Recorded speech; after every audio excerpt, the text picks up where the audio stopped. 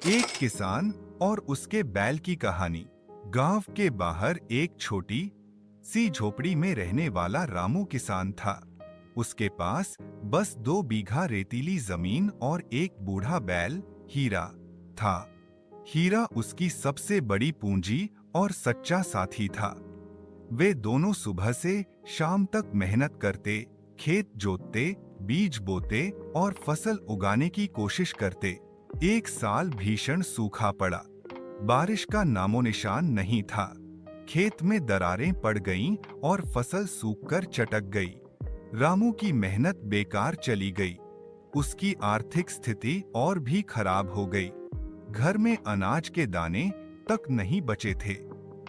रामू बहुत परेशान रहने लगा, लेकिन हीरा को उसने हमेशा अपने साथ खाली पेट सोने नहीं दिया। वह खुद भूखा रहकर भी हीरे के लिए थोड़ा बहुत चारा का इंतजाम जरूर करता।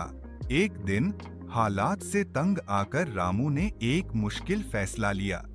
उसने सोचा कि अगर वह हीरा को बेच देगा तो कम से कम कुछ पैसे मिल जाएंगे, जिससे वह कर्ज चुका सके और घर चला सके। दिल तोड़कर उसने हीरे की रस्सी थामी और उसे बाजार ले जाने लगा। रास्ते में एक नदी पड़ती थी। नदी पर पुल टूटा हुआ था, इसलिए लोग पानी में उतरकर ही नदी पार करते थे। जैसे ही रामू और हीरा नदी के बीच में पहुंचे, अचानक रामू का पैर फिसला और वह गहरे पानी में गिर गया। वह तैरना नहीं जानता था। वह डूबने लगा और जोर जोर से हाथ पैर मारने लगा।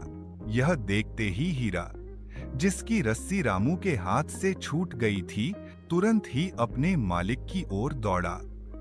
उसने अपनी मजबूत पीठ रामू के नीचे कर दी और उसे पानी से बाहर की ओर धकेलने लगा।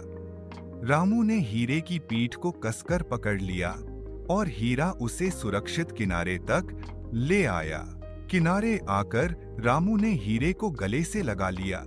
उसकी आंखों से आंसू बह निकले। उसे एहसास हुआ कि हीरा सिर्फ एक जानवर नहीं, बल्कि उसका परिवार है।